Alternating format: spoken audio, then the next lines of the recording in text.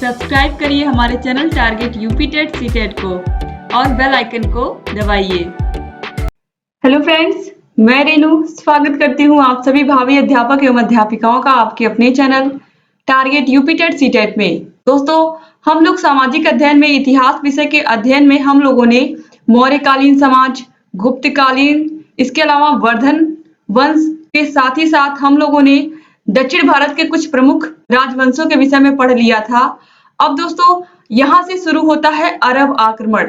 अरब का मतलब दोस्तों, अब भारत में किस तरीके से इस्लाम धर्म का उदय होता है और किस तरीके से तुर्क आक्रमण होते हैं और किस तरीके से भारत में इस्लाम धर्म की स्थापना हो जाती है, पूरे देश में इस्लाम शासक हो जाते हैं। तो सबसे पहले हम ये जानेंगे कि इस्लाम धर्म के संस्थापक कौन थे और साथ ही साथ इस्लाम धर्म में कौन-कौन से ऐसी चीजें बताई गई हैं, यानी कि ऐसी धार्मिक चीजें बताई गई हैं जिनको इस्लाम धर्म को मानने वाले लोगों को उसका पालन करना पड़ता है। तो सबसे पहले दोस्तों, आप लोगों को ये जानना जरूरी है कि इस्लाम धर्म का संस्थापक कौन है, क्योंकि एग्जाम में पूछता है आप लोगों के। तो इस्लाम धर्म के संस्थापक हजरत मोहम्मद साहब थे और इनका जन्म 570 ईस्वी में मक्का नामक शहर में हुआ था। आप सभी जानते हैं कि जो लोग इस्लाम धर्म को मानते हैं वो लोग मक्का मदीना में अपने जीवन में एक बार जरूर जाते हैं।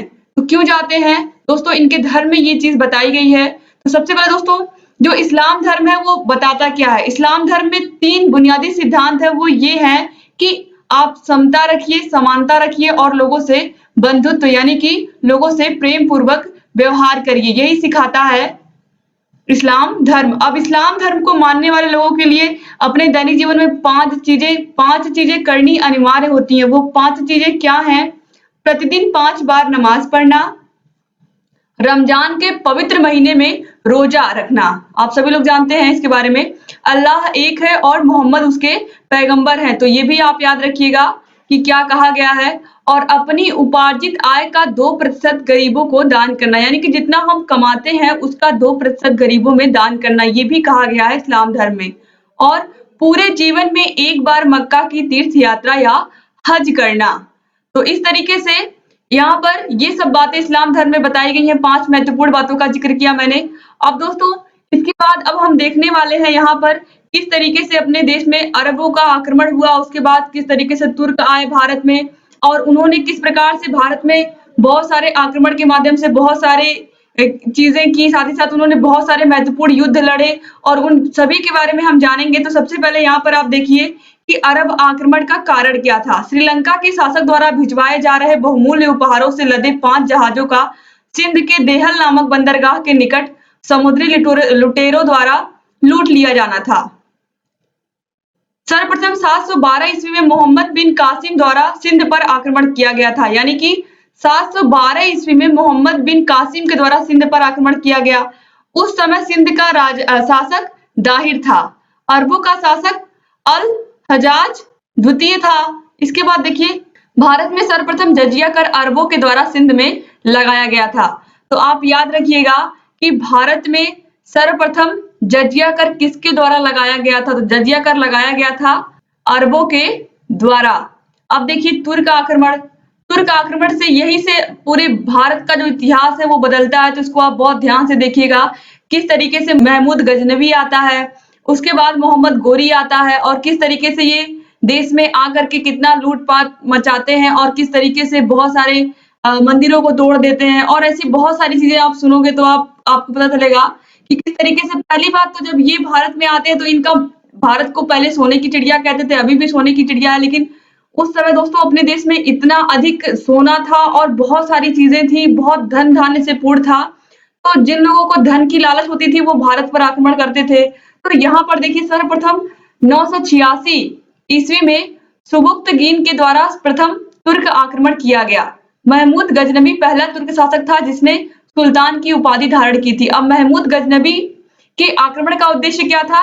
गजनबी के आक्रमण का उद्देश्य धन लूटना था। जैसा कि मैंने आपसे कहा कि सब लोग भारत की संपत्ति को देख करके, भारत की धन संपदा को देख करके यहाँ पर आक्रमण करके उस धन को लूटना चाहते थे। महमूद गजनबी ने 17 बार भारत पर आक्रमण किया। ये बहुत महत्वपूर्ण लाइन है कि महमूद गजनबी ने भारत पर 17 बार आक्रमण किया था, ये आप लोग याद रखिएगा। और उसने प्रथम आक्रमण 1001 ईस्वी में हिंदू शाही वंश के राजा जयपाल पर किया था, जिसे वहिंद कहा जाता है। गजनबी का सबसे महत्वपूर्ण आक्रमण 1025 ईस्वी में सोमनाथ मंदिर पर किया था इसने, और ये इसका 16वां आक्रमण था। और उस समय गुजरात का शासक भीम प्रथम या मूलराज प्रथम था। तो दोस्तों यहाँ पर ये जो सोमनाथ मंदिर पर इसने आक्रमण किया था, जो इसका 16वां आक्रमण था, ये सबसे महत्वपूर्ण आक्रमण था। और इसमें महमूद गजनवी ने बहुत ही अधिक सोना, चांदी, हीरे जवाहरात बहुत ही अधिक चोरी किए थे, यहाँ पर लूट लिया था और सोमनाथ मंदिर को पूरी तरीके से छीण कर दिया था, यानी कि इसको पूरी तरीके से उसने तोड़ डाला था। और इस मंदिर में जितनी संपदा, जितनी भी सोना, चांदी, सब चीज, जितनी भी चीजें, उपहार, जो भी चीजें वहां पर मंदिर में बहुत लोग चढ़ावा चढ़ाते थे, वो सभी चीजें यहाँ से लूट करके महमूद गजनवी जो था वो चला जाता है अपने, जहां का वो निवासी था, यानी कि वो गजनी चला जाता है।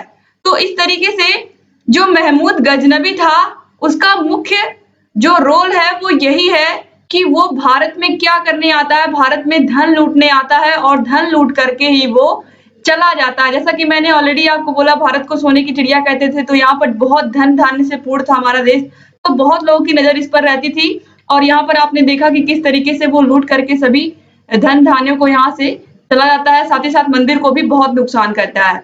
अब यहाँ पर देखिए 1027 ईस्वी में सिंध के जाटों के विरुद्ध महमूद का अंतिम अभियान था। 1030 में गजनवी की मृत्यु हो गई है।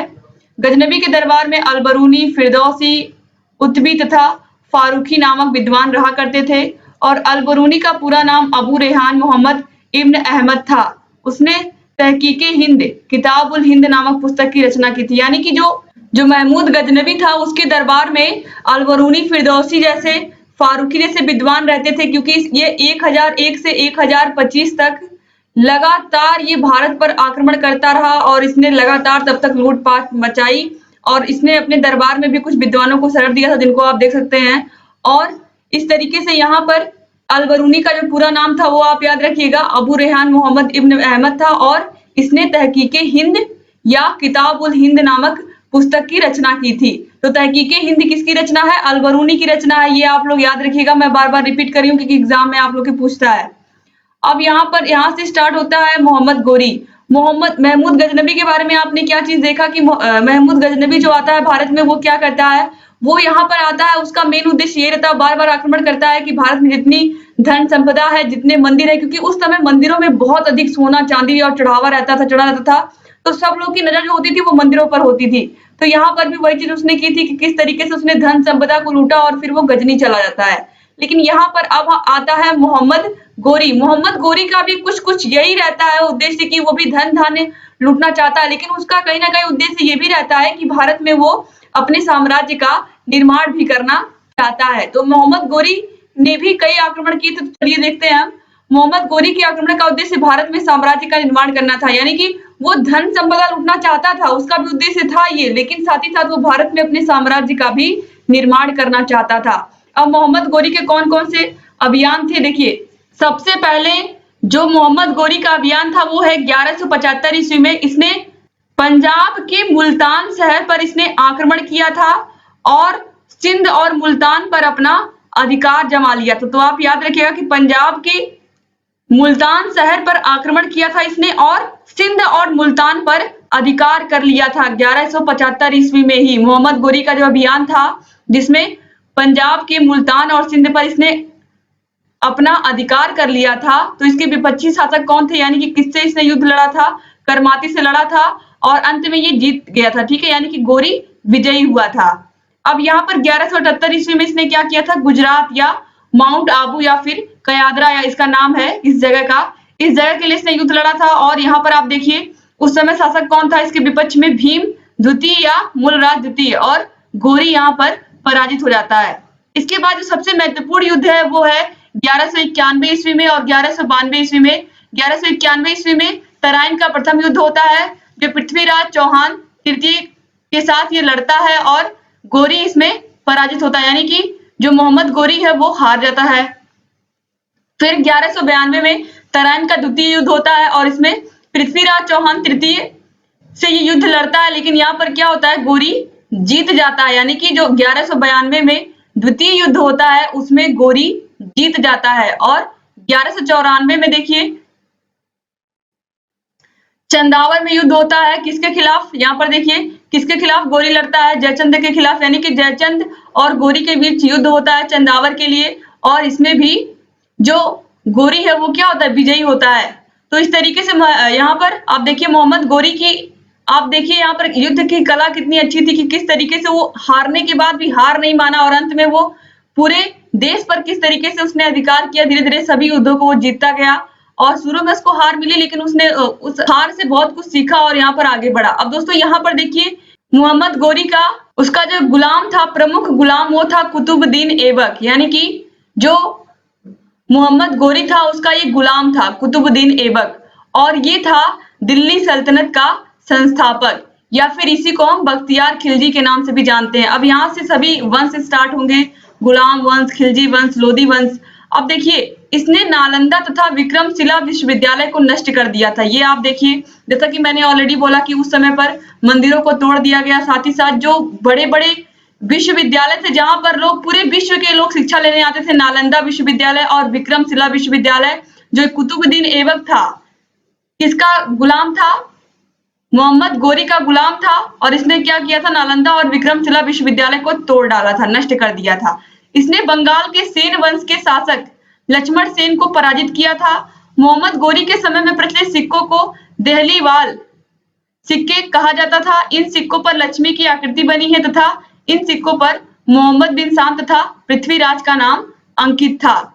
तो इस तरीके से अब यहाँ से जो आप पढ़ोगे गुलाम वंश, खिलजी वंश किस तरीके से आगे बढ़ता है और कैसे जो सल्तनत है, यानी कि जो किस तरीके से सभी जो मुस्लिम शासक हैं अलग अलग उनका वंश आता है, और किस तरीके से पूरे देश में जो मुस्लिम शासक हैं वो पूरे देश में शासन करने लगते हैं। तो उम्मीद करती हूँ कि आपको ये पूरा अरब आक्रमण और तुर्क आक्रमण समझ में आया होगा। महमूद गजनबी और मोहम्मद गोरी ने किस तरीके से कहाँ पर आक्रमण किया था और कैसे उन लोगों ने बहुत सारे युद्धों को जीता और किस तरीके से उन्होंने कितना ज्यादा धन लूटा इस देश से, और किस तरीके से धीरे धीरे देश में तुर्कों का शासन होने लगता है। तो उम्मीद करती हूँ कि ये पूरा चैप्टर आपको समझ में आया होगा। और इसके बाद दोस्तों अब हम गुलाम वंश के बारे में पूरा पढ़ेंगे, क्योंकि अभी आपने देखा कि कुतुबुद्दीन ऐबक उसका संस्थापक था, और गुलाम वंश के विषय में हम डिटेल में पढ़ेंगे। फिर गुलाम वंश के बाद जो वंश लगातार आएंगे, लगातार हम ऐसे पढ़ते रहेंगे और आपका पूरा इतिहास कंप्लीट कर देंगे। इसके बाद फिर भूगोल विषय स्टार्ट करेंगे आपका। उम्मीद करती हूँ कि आपको आज का विषय समझ में आया होगा और आपको पूरा ये चैप्टर समझ में आया होगा अरब आक्रमण का। दोस्तों अगर वीडियो अच्छा लगा तो प्लीज इस वीडियो को लाइक कर दीजिए और आपके जितने भी फ्रेंड्स हैं सबको इस वीडियो को शेयर कर दीजिए, जिससे अधिक से अधिक हमारे डीएलएड के भाई बहन हमसे जुड़े और लगातार हमारे वीडियोस को देखते रहें। और उम्मीद करती हूँ दोस्तों कि आपको वीडियो अच्छा लग रहा होगा और लगातार आप लोगों के लिए ऐसी वीडियोस हम लेकर के आते रहेंगे। और जहां कहीं भी आपको कोई समस्या है आप लोग कमेंट बॉक्स में कमेंट करके बता दिया करिए, हम आपकी सभी समस्याओं का निराकरण करेंगे और लगातार आप लोगों के लिए ऐसे वीडियोस लेकर के आते रहेंगे। बस आप लोग लगातार ऐसे ही अपना प्यार और विश्वास हमारे ऊपर बनाए रखिए और लगातार हम लोगों के साथ ऐसे ही विषय को पढ़ते हुए चलिए, नोट्स बनाते हुए चलिए, और जहां कहीं भी आपको दिक्कत है आप लोग हमें बताते हुए चलिए। उम्मीद करती हूँ कि आज का क्लास आपको पसंद आया होगा और आपको जितना भी हमने पढ़ाया वो सब आपको समझ में आया होगा। तो दोस्तों इसी उम्मीद के साथ कि आप लोग लगातार हमारे साथ ऐसे ही पढ़ते रहेंगे और लगातार ऐसे ही हमारे सभी सब्जेक्ट को देखते हुए रहेंगे। हम लगातार आप लोगों के लिए ऐसे वीडियोस लेकर के आते रहेंगे कि हाँ आप लोग लगातार हमारा पूरा सहयोग ऐसे ही बस करते रहिए, और आप लोगों के लिए अच्छे से अच्छा कंटेंट लाना हमारी जिम्मेदारी है। आप लोगों को आगे चल करके UP TET, C TET, super TET सब क्लियर करवाना ये हमारी जिम्मेदारी। बस केवल आप लोग जैसा हम कहते हैं, जैसा हम गाइड करते हैं वैसा आप लोग पढ़ते रहिए और लगातार आप लोग के सभी सब्जेक्ट क्लियर हो जाएंगे और आप लोग लगातार ऐसे ही अच्छे से सारे विषयों को पढ़ भी लेंगे। उम्मीद करती हूँ कि आपको ये वीडियो अच्छा लगा होगा, और अगर अभी तक आपने हमारे चैनल को सब्सक्राइब नहीं किया तो प्लीज सब्सक्राइब कर दीजिए और घंटी के निशान को जरूर दबा दीजिए, जिससे हम जो भी नई वीडियोस बनाते हैं उसका नोटिफिकेशन आपके पास समय से पहुंच जाए और आप लगातार हमारे ऐसे ही सभी वीडियोस को देखते हुए रहें। दोस्तों आप हमारे व्हाट्सएप ग्रुप से भी जुड़ सकते हैं। व्हाट्सएप ग्रुप का नंबर है 7705954549, और हमारे टेलीग्राम चैनल से भी जुड़ सकते हैं। टेलीग्राम चैनल का लिंक मैं डिस्क्रिप्शन बॉक्स में दे देती हूँ, और यहाँ पर दोस्तों आप लोग टेलीग्राम चैनल पर सर्च करके भी target UP TET, C TET हमारे चैनल को प्राप्त कर सकते हैं। वहां से भी आप जुड़ सकते हैं, वहां से आपको विभिन्न विषयों के नोट्स भी प्रोवाइड कराए जाएंगे और आप लोग लगातार ऐसे ही हेल्प की जाएगी। उम्मीद करती हूँ कि आपको सभी वीडियोस अच्छी लग रही होंगी। मिलते हैं नेक्स्ट वीडियो में, तब तक के लिए जय हिंद।